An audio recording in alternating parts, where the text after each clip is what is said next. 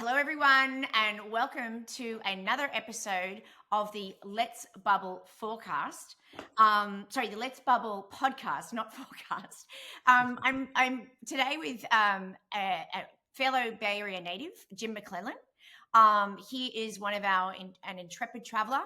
He is the CEO of a software company in a topic that is a passion after my own heart, the wine industry. And we welcome Jim, and we're really excited to talk to him and learn about his views on travel and learn a bit more about him and what makes him tick. A little bit about the wine world for those of you who are interested. Let's start talking about travel. Welcome, Jim. Thanks so much, Hayley. Nice to be here. Just a quick point. I'm actually the co-founder of Fort. My partner Scott is CEO. I'm the co-founder and EVP. But yeah, looking forward to talking about software and travel and whatever else is on your agenda. Fantastic. So the Let's Bubbl podcast started a couple of months ago. Bubbl itself started in, I don't know, like December last year. And we've been doing the podcast with leaders, but we're starting to do it with travelers as well, because obviously what makes Bubbl tick is the travelers on Bubbl. But before we go into, travel, let's get to know Jim McClellan a little bit better. And thank you for correcting that you're the co-founder. I appreciate that.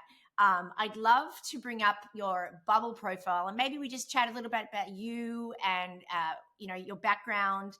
You live in Marin County, and a little bit about what you do, your company. So I'm just going to share that. You've got your Bubbl profile here. Just give me 1 second because I just got to share it. Okay, and I'm going to share this. Can you guys see my screen? I think you can, if I'm not mistaken. Yeah. My thing's not across it. Yeah. So tell us about you, Jim. I, as I mentioned, am co-founder of Fort. My business partner, Scott, and I founded it quite a while ago, over 20 years ago, which is always a sobering reminder that by internet standards, I guess we qualify as grizzled veterans. Scott and I actually met back in graduate school in New York City in the late 80s. And we were studying international business. His focus was actually China, and mine was Japan and Japanese.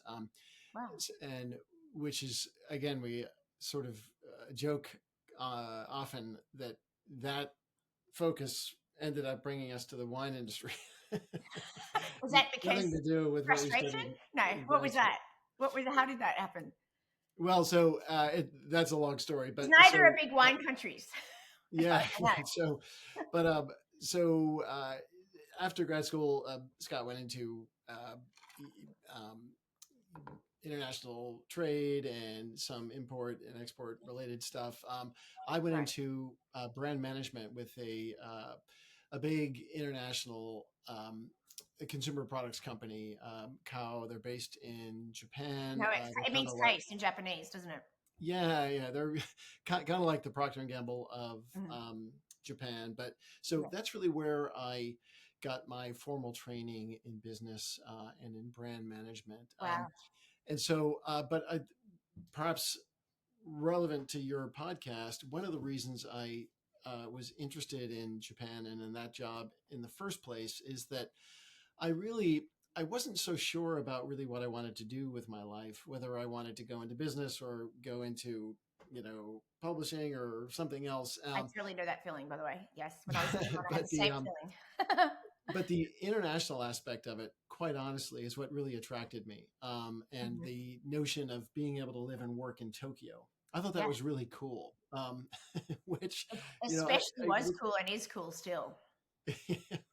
Which is just, a good illustration of the fact that I really did not know what I wanted to do, but doing it in Tokyo, or not knowing what I wanted to do in Tokyo, was somehow cooler than not knowing what I wanted to do in New York. So I went ahead and got the job, loved it. And a good, not insignificant part of the reason that I really loved it was because I was in Japan. So I just love being in different locations, learning about different cultures, learning different languages. and sharing those experiences with new groups of people. So I've traveled, throughout Europe and Middle East and Southeast Asia and the Americas. Wow. But with that, basic premise in mind that I love to, combine what it is I happen to be doing for a living with the experience of learning about a new country or culture or language or all three of those. Can I ask you, Jim, just because I have had almost a similar parallel journey. I also lived in Japan when I was out of college, but Oh, I cool. went to teach English. I didn't work professionally. Do you speak Japanese? I do, yeah. In fact, my first trip to Japan was right after college, just like Hmm. you, and it was also for an English teaching job. I got hired in DC to teach for 4 months at at this institute at the foot of Mount Fuji, sponsored by a part of the Japanese government. I was teaching English to Japanese business executives and Hmm. government officials. And I thought I would just come back to the States after that job ended and then get a proper job here in the US. But I loved it. So I moved to Tokyo and started doing other jobs and then came back to the States where I went to grad school and studied the language formally. But so yeah, I studied it for 2 years in grad school, and then my first 6 months of the job that I got with the company in Tokyo was intensive study language training. I went every day for 6 or 7 hours and studied the language. And so after that training, then I began my internship in the company and had to use Japanese for work, which was great for me and me learning how to actually use the language 素 as 晴ら opposed to しい。じゃ studying あ、it more 本当 technically. にそれはすごいですよね。私も日本語を勉強したのこともありますので、けれども、いつも、全部ほとんど全部忘れてしまった。あ、でも、すごい、そこまで覚えてるって、それは、なります。本当に、素晴らしいことですよね。ただ、日本語はですね、使わないと、錆びちゃうよね。だから、はい。あいうえおから勉強しないと、だから、That's あの、amazing. May I just say, Jim, your accent is really is amazing. So you're much better than me. I didn't get to use it in the business environment. And by the way, everyone who's listening to this, I hope you got like a little bit impressed by that. That's just something I like to throw out sometimes because that's a really impressive skill. Japanese is not an easy language to learn. It's not like French, which I learned afterwards in like 5 minutes. And dare I say, even Spanish, when I tried to learn it, I didn't put much effort in. Japanese is like backwards and upside down. right. And Exactly. your Japanese, I can tell, is way better than mine. And I really am impressed your accent because you learned it at an older age and your accent is still really good. And I learned Japanese, I started learning at 15 when I think the accents, I learned it with native speakers in my class. And for anyone listening to this podcast, like I think the relevant thing is if you're going to learn a language, try and embed yourself in the culture so you can pick up the accent. But some people don't make an effort with the accent. I meet Brits all the time that speak French with a horrible accent, and even I went there and I tried to do the accent, and I'm really impressed that you did the same. You obviously your I feel like your accent is very minimal. We both have an accent, obviously, but it's yeah. Congrats. Let's stop Yeah, speaking Japanese now because you might catch me out.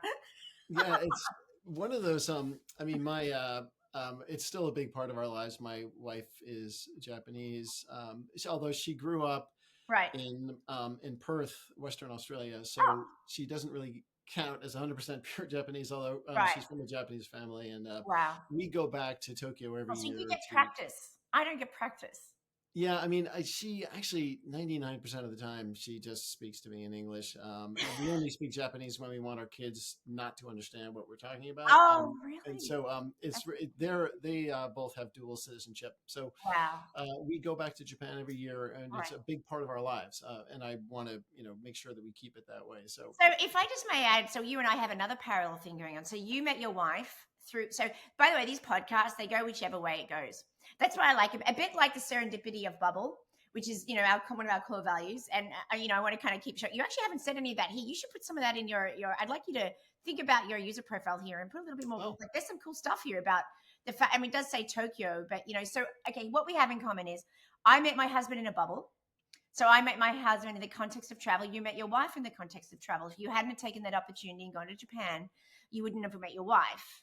Right. Dare I say, you might have met someone else who became your wife, but you didn't meet your wife. You did meet your wife in not a Bubbl. So, a Bubbl is a pop-up co-living people experience to stay. But I also put myself in a situation that I serendipitously met my husband.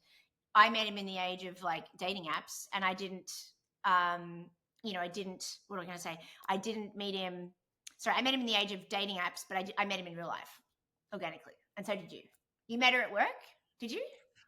Well, I met her in Tokyo. She was actually a mutual friend of a Oh, former colleague of mine who was a classmate of hers in graduate school. So amazing. So let's just pivot to a little bit, and I know we've only got 30 minutes, but let's pivot to a little bit about your business. So let's fast forward. So how did you get into the wine business with this guy after leaving Cal, which obviously means face? yeah, well, How did you get so there? that was also just a serendipitous development. He actually had been involved in uh, a separate job where he needed to send samples of a certain alcoholic product to people around the world, and he realized that it was not only very expensive to do that, but really cumbersome and physically nearly impossible to get the product there in relatively good shape. So our first foray into the wine industry was a model that would address that. It was basically a wine gift model where rather like FTD for flowers, you could send someone in another part of the world a bottle of wine or a bottle of champagne. Wow, And we called that 800 wine, rather like 800 flowers. cool. And what is sent in that model is, of course, not product, but data. So you can walk into a florist in Perth, Australia, and send a dozen roses to someone in New York City, right? Yeah. And they can get there the same day. And that's So drop shipping, that's connecting their local florist with the marketplace. that's right, that's right. And it was really it was and so we partnered with retailers around the world who would take product from their own inventory and deliver it to recipients in their own state or area, whatever. And so that model actually ended up lasting 11 or 12 years, but we saw right away that it would really not scale to the level that we had imagined without a massive advertising and marketing budget. But that realization, that actually gave us a front row seat to what the real problem was in the industry. And so through that experience, we came to see That's awesome. the gaping, massive, yawning problem that we ended up focusing on, and which is Wow. now our core focus and our core business, which was the fact that wineries here in the US could not get their own product directly to their own consumers. And Because why? well, back then, states like a lot of the major wine consuming states like New York, New Jersey, Connecticut, Virginia, North Carolina, Ohio, a bunch of them were what were called non-reciprocal states. In other words, you were not allowed to ship alcoholic beverage on an interstate basis to consumers directly in those states. And so we developed what we call a clearing system. I don't want to get into too much detail here, but in the US, there's a legally mandated three-tier system through which alcohol has to go. So the three Right. tiers are the producer, the wholesaler or distributor, Right. second tier, and the third tier is the retailer. Right. And so to sell wine in a state like New York, the California winery would sell to a wholesaler Right. who would then, has licenses to transport the wine into New York and then sell it to a licensed retailer, who then turns around and sells it to the consumer. So we enabled that Right. in a very transparent and seamless way to enable direct to consumer transactions. So a consumer in a state like New York would go online to a winery in California and Right. order the wine, and it would arrive at that consumer's home Wow. as if it were shipped directly from the winery in California. That's So amazing. we were Especially completely behind the scenes. But what that. we did was we created that entire paper trail, and we managed title and product and money and data. And so all of it, we would basically affect a NRD transaction from California to New York, Mm, NRD to wholesaler in New York, wholesaler to retailer in wow. New York. So all those transactions would happen in our system. All the excise tax and sales tax would go to the state. And so it was a lot of back end work, but we first focused on that model to make those transactions legally possible. And then once we did that, we then took it to the next step, which was to get into the whole WMS, the whole warehouse management system. Right. Pre-Amazon Again, days. focused on the Yeah. wine industry, which is laden with complexity. Wow. But so that's kind of how we sort of backed into it. Yeah. um, So if I just may comment on that, because I just want to bring it back to travel, but I was going to say, what I found interesting about that is like when I was founding Bubbl, just to relate to you my story, I've been in corporate America. I've got my teleski startup. I think you're a skier. We could go into that topic in a bit. But I understood. I found two things that were happening in my ski houses. I found that people were really enjoying this like co-living experience. People who had been in who could afford the hotels, they were actually choosing to be in the ski house. Even some of them who didn't like it, even didn't make it cost effective because maybe they didn't come enough, but they were still choosing the ski house, which I thought was interesting. But the issue was like for me, it was the pain point of like, okay, it's really kind of, it shouldn't be hard to organize, but it was because there was some complexity, some crowdsourcing, there was some stuff, and there was no software. And I was like, so for me, it was like an amazing thing was how is it that there is like an ability for you to like go and get a piece of accommodation anywhere in the world from any of 15 platforms, maybe 20 platforms, I could go and book a house. But there's no actual platform that allows me to usefully share it, whether that be for a private trip or a public trip. So we were kind of trying to solve a similar problem. My problem was generated through experiencing the ski lease and then incubating it and finding out what other people were and seeing all the trips and what people were doing on Facebook. So I can relate to that. I think now as we've launched the product, it's funny because we're now seeing that, okay, well, we're working with events. And we're working on events, and we're seeing that like there's actually challenges in the events industry around housing and like people like getting people to events and people feel comfortable that there's like viable, affordable, and even dare I say social accommodation options. So yeah, I think that's kind of cool. Can I ask you about travel?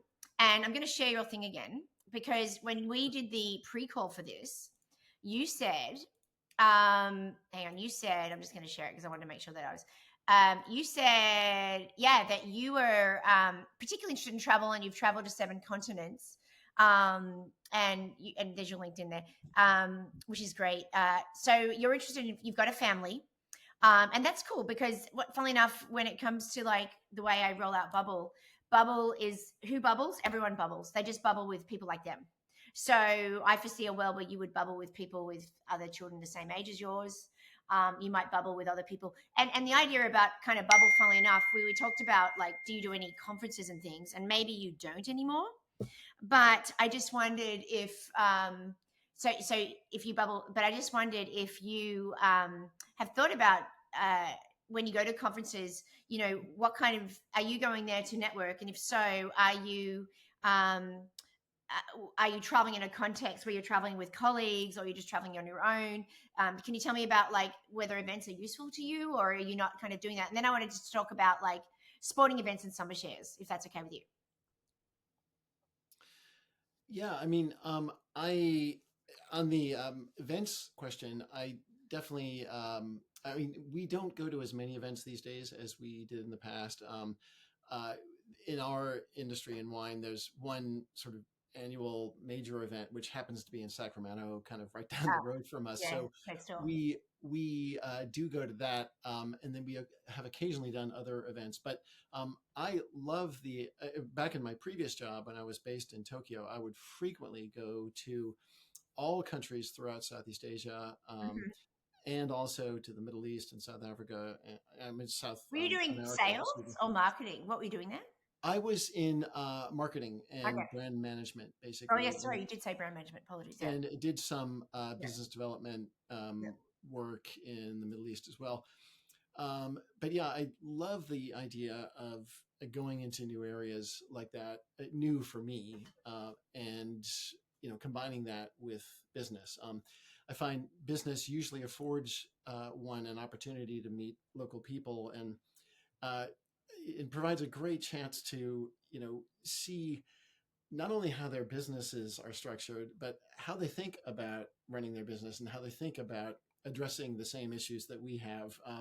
I just find that cultural interactions like that really interest me and Mhm. motivate me. So I just, even if, and I gave a keynote address a few years ago at a university in their international business group. Nice. But I find that for me personally, even if I'm doing the same work, like if I'm hired by an accounting firm, I would, just because of the way I am, I would much rather be doing my accounting job in, Adelaide than in Akron, Ohio, just because it to me is a more exciting Mhm. context, and Mhm. I had that opportunity to exchange different ideas and learn about how things are done in this particular environment. So So curious. So you've got probably kids. So people are doing that nowadays. They're doing digital nomading. They're actually able to do their job no matter, like, not stationed there. They just go there. Jim, do you see a future where you might travel in that way? Like, I see here you got, so on Bubbl, we're going to have, or we're having already, people who are living in like Marin County, like you. They're joining bubbles for things. Maybe could we talk about sporting events? Or they're like the nomad type person that's like overseas, and they're like using Bubbl to like travel, share costs with people. I think if we'd had Bubbl when I was doing that, like what you were doing, like I traveled the world for 2.5 years too. I would have loved it because it would have been a way for me to like travel more cost effectively. And actually, as I got older and I got above what I call the youth hostel age, because I think that age is 30, let's be honest, it's probably 25. There was just nothing. There was nothing for me to do. And now a Jim McClellan actually, and his wife, or without his wife, whichever way, depending what your situation is, when you're retired or semi-retired, there would be nothing stopping you going and doing a month overseas and traveling and like bubbling with other people like you. Um, oh yeah, Curious what I your mean, thoughts are on that. yeah, I mean, not only when I'm retired, but even while I'm working. I mean, it's actually, I think you can even say, commonplace now for people to um, live and work in remote locations. We're a good example. We're a tiny company. We've got, Hmm. including contractors, roughly 15 people are in our entire company. Are they remote? Um, well, so of the 15, they represent 4 different U.S. states and 3 different countries. Um, and so we're spread out literally all over the globe, and we were virtual before the notion of being a virtual company was so widespread. Right. That's It cool. lends itself well, that sort of working approach to our model, or Yeah. our model, I should say, lends itself well to that because um, we're a SaaS platform, and so Yeah. developers simply log in, and it's very easy to see what they're working on, how much progress they've been able to make. But yeah, I think that that remote working model it's already very well established, and so I think it's just going to continue and will become more routinized and mainstream. Can I ask you about sporting events and summer shares? So, what sporting events are you interested? What do you go to? Or do you go to any, or you just like to go to some? I do. We love sports. I'm a big sports fan. And we, in our Bay Area, we've been to, of course, we're the Golden State Warriors. Warriors games. We could try to go to college games as well. Nice. St. Mary's and East Bay, and I grew up uh, on the East Coast, in several different places, but about 7 of those years were spent in Buffalo, New York. So I'm still to this day a big Buffalo Bills fan, and Right on. so I follow them. Also, my son is plays water polo, and so we go to water polo matches throughout the year. We're fairly close to Cal Berkeley, and Right. Cal has a great water polo team, and so Wow. we go to see a lot of their water polo matches Yeah. during the season. And tell me about summer shares. Do you have a summer share? That's how Uh, I met my husband, by the way, in a summer share. Yeah, we don't have a summer share currently. We do travel in the summer. My family, as I said, is in the Northeast, and so we generally go back for a family reunion there. We don't do summer share, I think, in the way that you mean it. Hmm. We often find like an Airbnb or a you know a a house that we can rent for Yeah. a week. We're a very big family. I'm one of 6 siblings, and with all the kids and parents combined, it's like 28 people or something. So we Do need you get the family group together? Actually, that is a use case for Bubbl, because our software allows you guys to allocate the rooms and coordinate the schedule and all that stuff. Yeah, we do. In fact, we used to have a different model where one sibling, the baton would pass to a different sibling every year, and that sibling would decide everything: where we're going to meet somewhere in the U.S., the dates. So, and it worked beautifully for about 18 years, and now we've sort of changed because um, my parents are getting to the point where it's harder for them to travel. And so Right. we generally stick to the same location in Right. upstate New York. Right. But we still do look for, shared accommodations if we can find them. And as I said, normally it's like an Airbnb or, So, Jim, we're spinning up on our platform. We've got a partnership with listings. We're spinning up recommended listings. I just sneak peek there. So we will be able to recommend listing for your house, like, find you a house that's suitable for your group, and spin it up as a listing. And then you'll be able to manage it as a group. The 28 people. When I built Bubbl, I built the tools so that one person shares the listing and then the other people just click the button and join it. And then from that button that they've joined, they're all in the dashboard. They're all in the traveler's dashboard. I'll show you what I mean real quick. Okay. Yeah, and like I tell you why that's sort of interesting, I think, because what it means is that people like you who've got like I'm just gonna do it live here right on the screen. People like you who've got a big family, you could use our dashboard.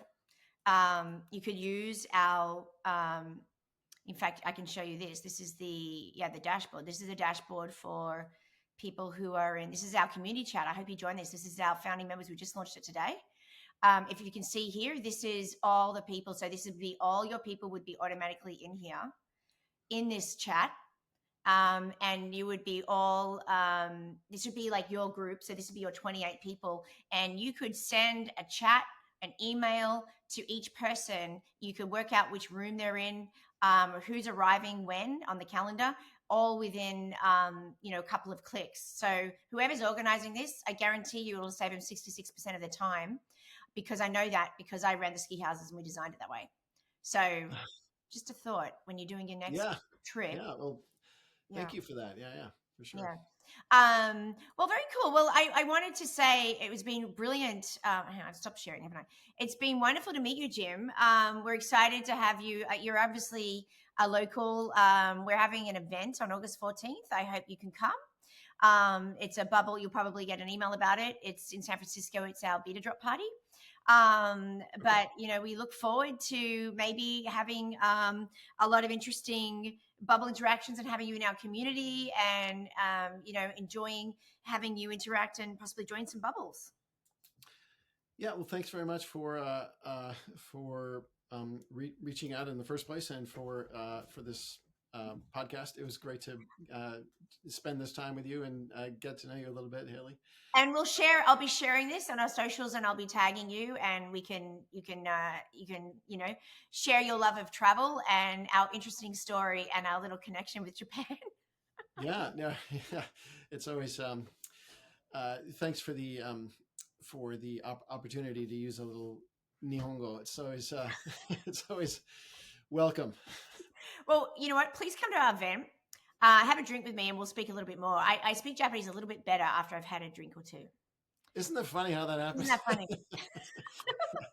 Except sometimes French comes out, because that's actually easier for me to speak. It's funny. I went to West Africa to visit my sister who was in the Peace Corps in Mali. And when I was living in Japan, and I studied French in high school and college.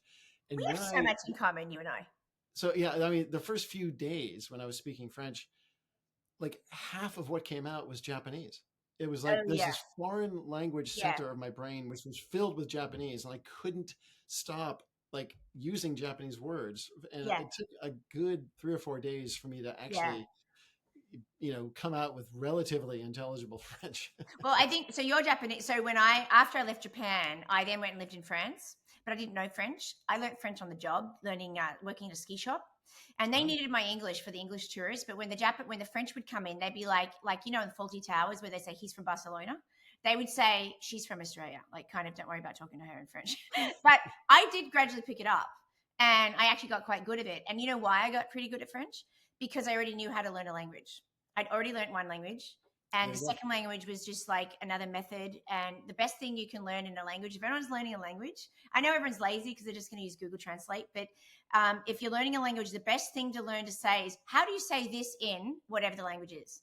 And then you can ask that question a million times. How do I say this in Japanese? How do I say that? And you can ask the person who can translate. Now, you got Google Translate, so everyone's lazy. But when I was learning, that was how I learned every language that I learned. And of course, in French, half the words sound the same anyway. So it's like, it's really just the accent, I find. But yeah, it was wonderful meeting you, Jim. I hope to see you at our event. And thank you, and all the best with the wine business.